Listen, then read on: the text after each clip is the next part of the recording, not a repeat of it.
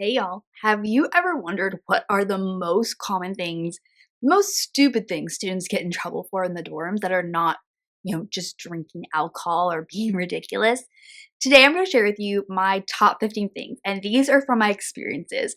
I lived and worked in the dorms for numerous years. I have 12 years of experience working professionally outside of being a student between the dorms, working in scholarships and financial aid, and working with donors create scholarships, but the majority of those years were in the dorms as a professional staff member, and that meant I lived in the dorms, I was on call and responded to tons of these incidences, and dealt with students at all states, whether they were sober or not. So I'm going to share with you today my top 15 things that I say are the truly stupidest things that students get in trouble for in the dorms. All of these are 100% avoidable. Like, you don't need to get in trouble for these things. Like, you're going out of your way to get in trouble for these. They're not in any specific order, but I will explain all of these as we go along. Number one of the stupidest things. I was the manager of the student mailroom for the dorms for a while, and students sending contraband items through the mail thinking they wouldn't get caught it was so ridiculous. So a good example of this, students would send in, get packages that they would order online. That would be like from vapes.com, best USA vapes today, Candles USA, things where the titles of the return address on the package were like uber duper obvious, or like the tape they would use on the package, was created for that company. So it would have pictures of the items or like the item brand names on them. Those do get flagged. No one is opening students' packages, but if mailroom staff see it and they know it's something that's against the policies for the dorms, they have to report it and it gets dealt with. Legally, we can't withhold your mail, but like, you're still going to get documented. Someone's probably going to meet and call you and talk to you about it. Don't send contraband items. The ones that were the funniest, though, students would send drinking game ones through the mail or try to send alcohol. And alcohol, if you send it through, you typically have to have it signed, and the mailroom staff often would refuse to sign for those because if you're not supposed to have alcohol in the dorms, like, don't mail it to the dorms. But the drinking games were the funniest ones. Two that were really great. One we got in through the mail was for a drinking game water gun that you'd like shoot into people's mouths. And the entire box was just pictures of people doing that with it. And it was like, best alcohol squirt gun or something like that. Something super obvious with all those pictures. It was just like, why? My other favorite is we got drinking roulette one time, where it was the drink, like a roulette game, but with shot glasses all the way around, and the pictures were of that game and of people playing that game. So super obvious, easy write-up for the mailroom staff, but don't send contraband items through the mail. It's not worth it. Like, no one's trying to get you and get you in trouble, but like, usually it's so freaking obvious on the packages that they're items that do not belong in the dorm. So just avoid sending those things through the mail. My second one that I've always found was super stupid was students smoking or vaping in their bedrooms. And I want to give you some insider info. Most dorm rooms, their smoke detectors are not just for smoke. They're also for vapor. So if you're vaping in the room, it will detect it. And so many times students would be like, oh, well, we had our window open, or we stood at the window and we blew out, so like it's not in the room. Yes, you might get away with it a few times, but eventually it's going to catch up with you, because the more comfortable you get smoking or vaping in the room, the more risks, the more relaxed you become. And eventually the smoke alarm is going to go off from those items. So don't smoke and vape, go somewhere else and then come back. It's not worth the write-up. It's not worth getting in trouble. And depending on the school's policies and whatnot, like, the consequences for those actions can be pretty steep. So just don't do it. It's ridiculous. Number 3, this one, it's very silly, but having too many people in the room. So usually the state fire marshal, depending on the state, sets the limit for how many people can be in a dorm room bedroom. Just like they set a limit of people that can be in like assembly halls, at movie theaters and whatnot, they also set it for dorm rooms. Many schools have it like 8 people in a room. That's the most common one I've seen. If you get too many people in the room, the more people are in there, the louder it's going to get, and the more obvious it is that there's too many people. Also, obviously, in an emergency situation, like the egress issue is why the fire marshal actually cares, because it's harder to get everyone to evacuate and people not like stampeding on each other.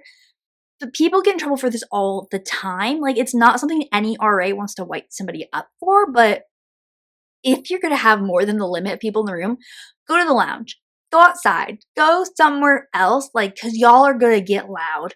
You're going to get annoying. And if you're doing other policy violations like drinking or smoking or whatnot, like, you're going to get caught. So don't have that many people in the room or go somewhere else. Number 4. Oh, this one gets me. I'll tell you some stories. Number 4 is not evacuating during a fire alarm. And yes, I know fire alarm fatigue is so real. I was for 1 year in charge of our tallest building on campus, which held 550 students.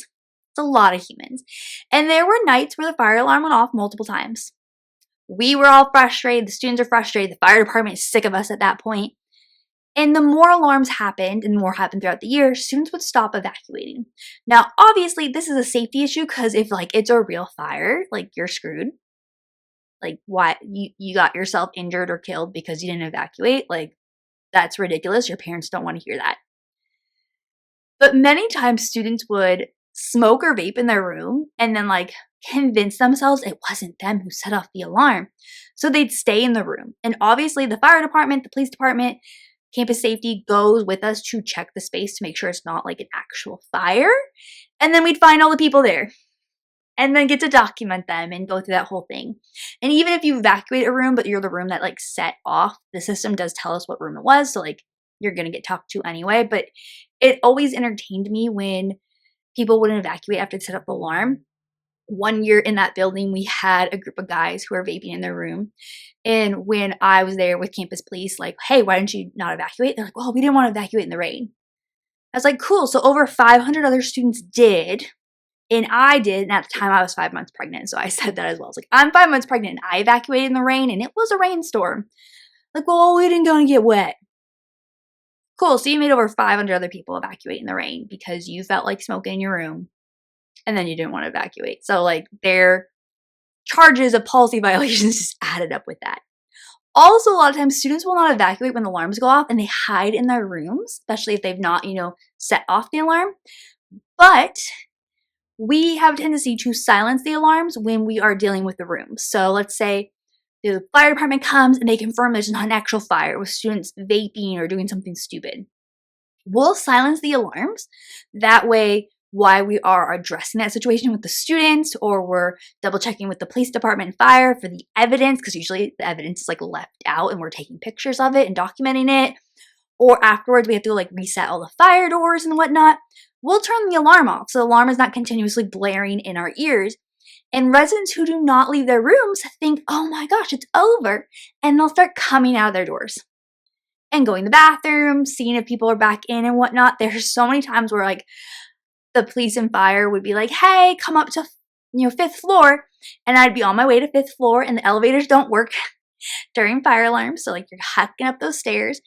And students would just start walking out of their rooms because I silenced the alarm. And I'd be like, great, now I have to document you. Great, now I have to document you. Like, and it's a pretty big deal. And depending on the state you live in, to not evacuate during a fire alarm, like some schools even charge you fines because the state charges fines. So evacuate during a fire alarm.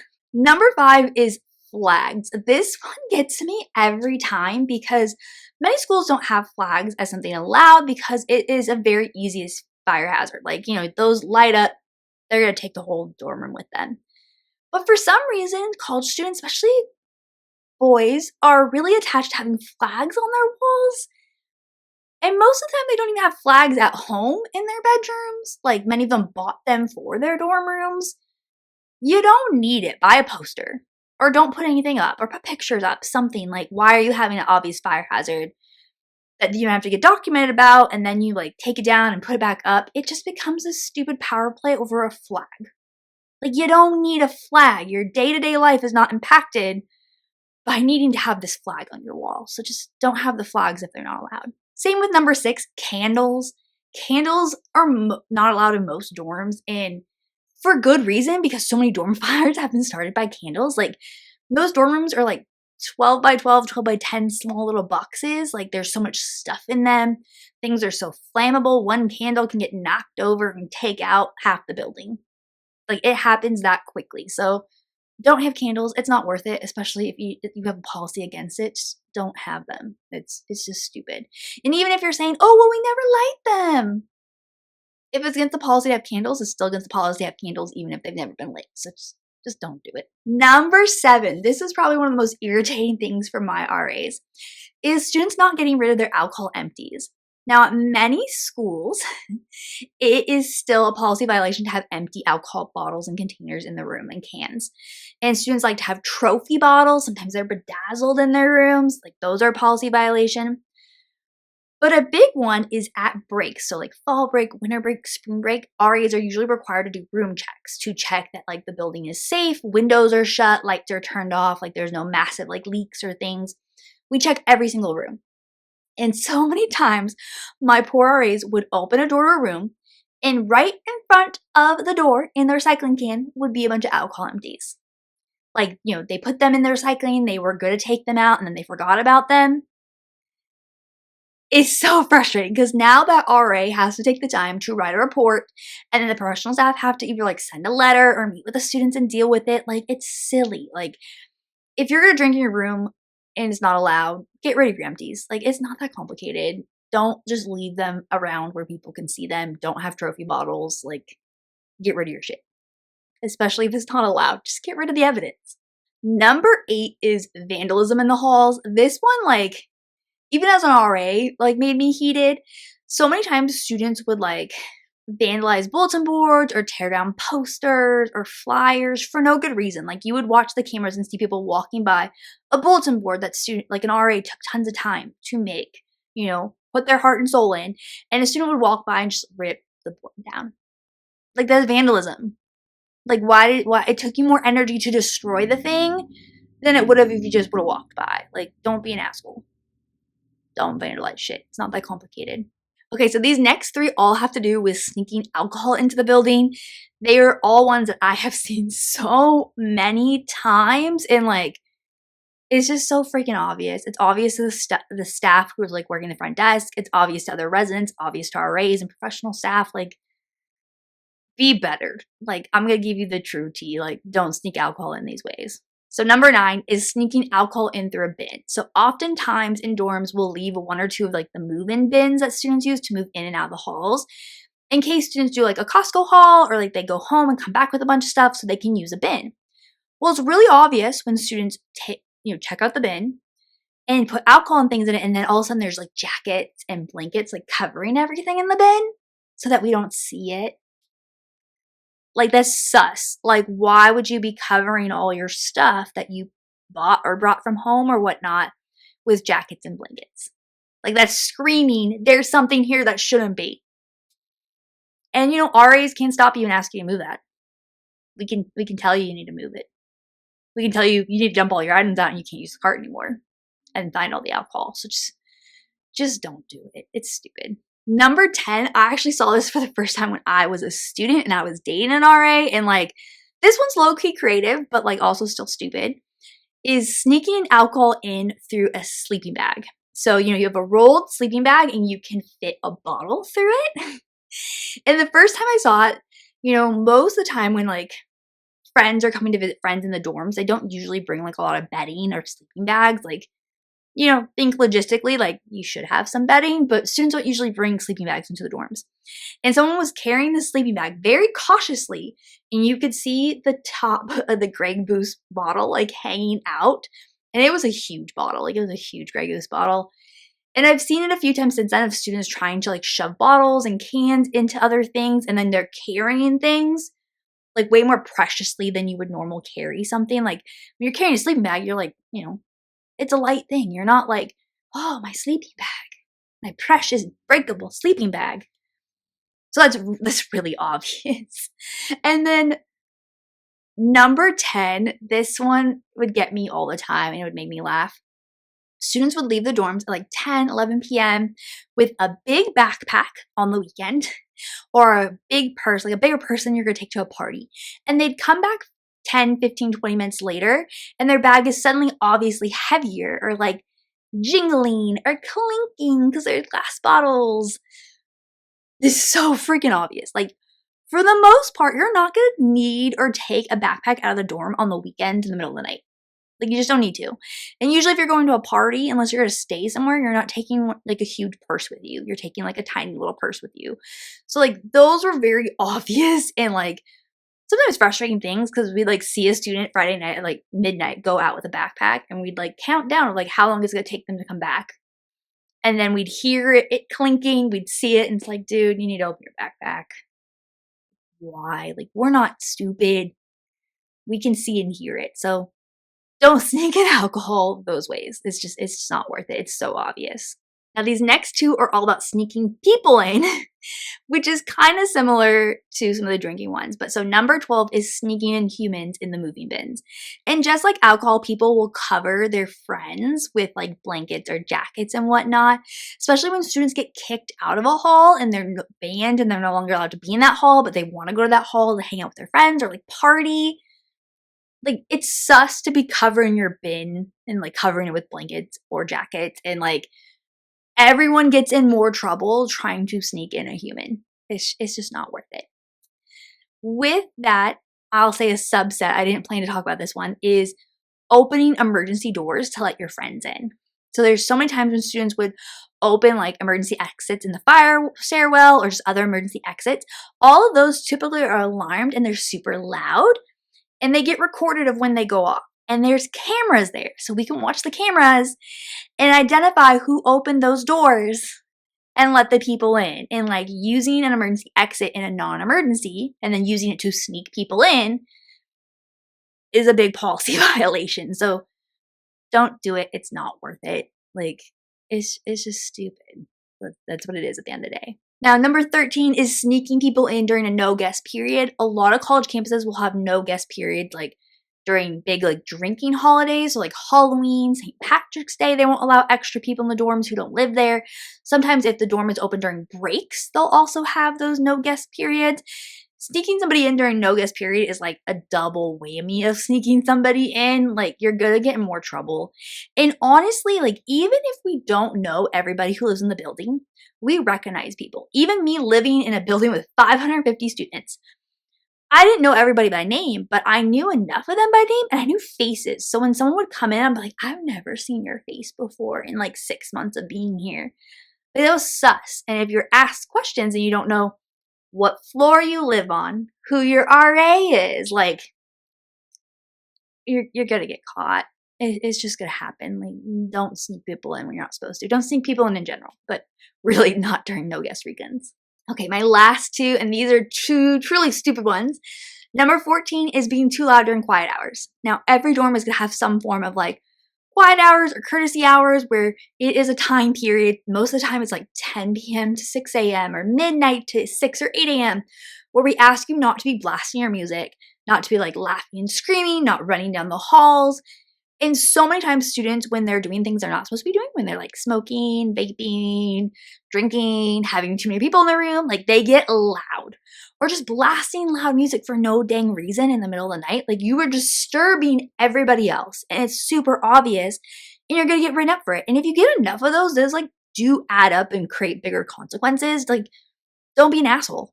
Like, don't be rude during quiet hours. Like, it's not complicated to be a good neighbor. And then my last one, number 15, is taking the lounge furniture. Now, most colleges are going to have policies that say, hey, you can't take the lounge chairs and couches into your bedrooms.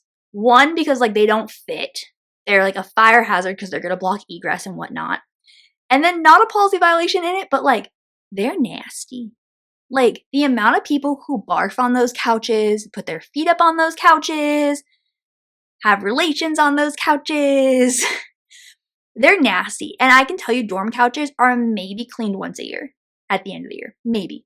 Not even always. You don't want that in your room. So it always would shock me when students would steal the chairs or the couches and put them in their rooms to like hang out and watch a football game or play video games. And it's like, it is a policy violation for so many reasons, but it's also disgusting. Like, those chairs and couches are nasty. Even if they look clean, they're not clean. So I recommend not doing it. Alright, so those were my 15 things of stupid things students do to get in trouble in the dorms. And my overall advice for this is don't do it and read the policy guide of your dorm so that you know items that are not allowed and actions that are not allowed so that you do not get in trouble.